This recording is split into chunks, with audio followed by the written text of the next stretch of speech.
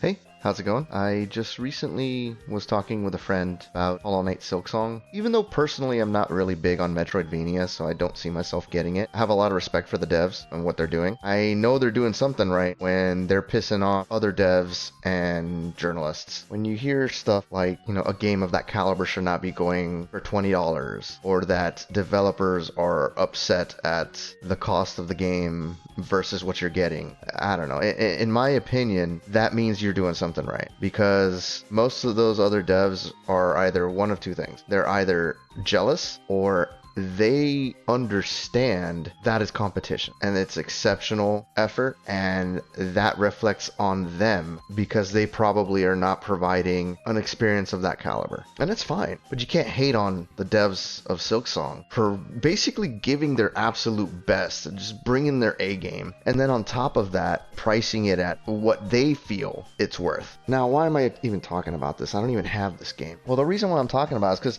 I've seen this whole same song and dance before in the past. I feel like I can't possibly be the only one that's kind of fatigued with the current state of gaming. When you start to see titles like Silksong, Expedition 33, Clair Obscur, Baldur's Gate 3, Elden Ring, when you start to see those kinds of games and the response that those games cause other developers, game journalists, etc. Those are exceptional pieces of work. And why are they so exceptional? These are all games that are complete. Full-blown, complete games that you purchase and don't nickel and dime you, okay? Like, I'm not gonna knock certain games for trying to monetize. At the end of the day, for example, Helldivers, Deep Rock Galactic, these are games that are constantly being updated, constantly adding content, so I get it. If that is their method of generating income, cool, that's fine. As long as it isn't something so anti-consumer. You can unlock war bonds just simply by playing Helldivers. Will it take you a while? Yeah. If you're patient, if you have enough self-control to be patient enough, you can very easily get enough super credits to unlock the war bonds. It'll take some time, yeah, but I mean, you're playing the game to begin with, so what's the big deal? Deep Rock Galactic, same thing. All their DLC, all their monetization is literally just skins if you want to provide support to the devs, because otherwise you can get so much in terms of skins and aesthetic stuff just by simply playing the game. Kind of like games as a service, but done right, done well. Going back to the whole purchasing a game and you getting a whole complete game. This is something that the gaming culture has tried to, and when I say gaming culture, I mean like companies, the corpos. They've tried to move away from just purchasing a complete game and you owning that game. Ubisoft straight up said, they want you to get used to not owning your games. And when a game like Hollow Knight Silksong or Baldur's Gate 3, or any of the ones that I mentioned previously comes out, that clashes with those statements. That clashes with that culture. And of course they're going to respond and say what Silksong is doing is horrible for the gaming community as a whole, for other developers. Well, no shit, it's because you guys suck. Back when I was younger, if I bought a Game Boy game or if I bought a Super Nintendo game, I paid for the game, I got a game, and that was that. I wasn't being constantly nickel and dime. This whole concept of just pure corporate greed,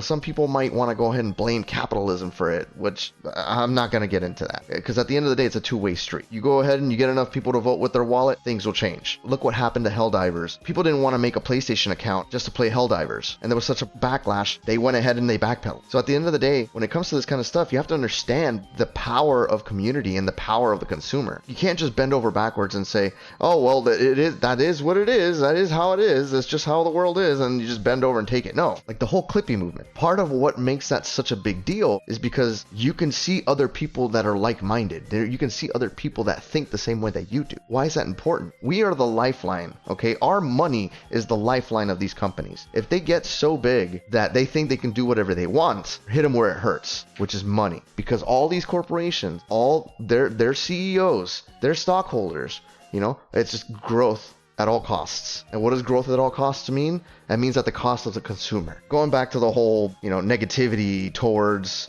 Hollow Knight Silksong.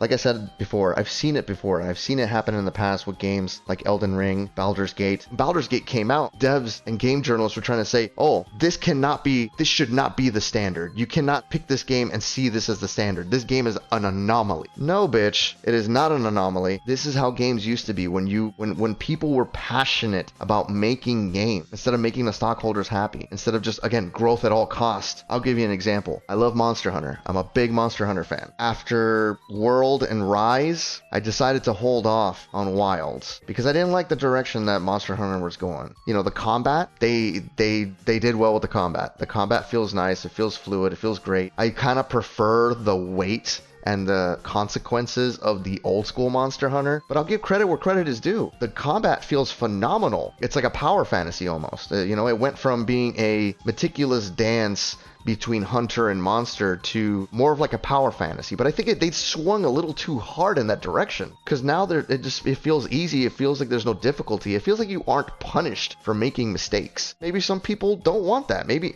some people want an easier power fantasy experience, you know, and I get it. That's fine. There's nothing wrong with people that want that. It's just not what I prefer. That's not my complaint about the game. I knew from both World and Rise that Wilds was going to come out anemic in terms of content. I saw the writing on the wall between the last two games. So it was going to come out content anemic. They're going to charge $70 for an incomplete game. And on top of that, honestly, it kind of ran like shit. I was getting anywhere between 40 to 60 frames, but it wasn't consistent. It was jumping around quite a bit. It was not a fluid experience. And this game had a lot of hype. It sold a lot of copies. Despite all the copies that it sold, Capcom still said it wasn't meeting its expectations. And it sold what, like 10 million copies? Like off rip? If that didn't do it, $70 for Monster Hunter Wilds. Oh, hold on. Before I lose this train of thought. On top of that, they're either tone deaf or they're straight up lying. They know exactly why. They're blaming the cost of consoles for the lack of sales. Not the fact that the game is anemic, not the fact that the game runs like shit. They're blaming the fact that the consoles are too expensive. Yet they still decided to charge $70 for this game. So what's my point? My point is, Hollow Knight Silksong is a game that cost $20 and it caused all the storefronts that it was on to fucking crash. You know, they practically just announced the release of the game 2 weeks before it came out. Like, that's how you sell a game. At the end of the day, these devs and these journals that are kind of complaining and saying this and saying that, honestly, this is capitalism. And you want to sell? Guess what? Fucking put in more effort. All right? Don't complain that the other game devs are bringing out bangers of a fucking game, you know, and putting in the effort and putting in the time and creating masterpieces. That's not how this works.